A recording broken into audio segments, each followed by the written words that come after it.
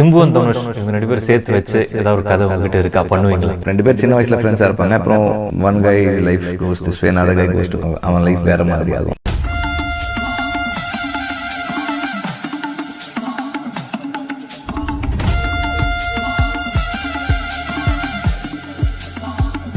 நீங்க அந்த பாத்தீங்களா?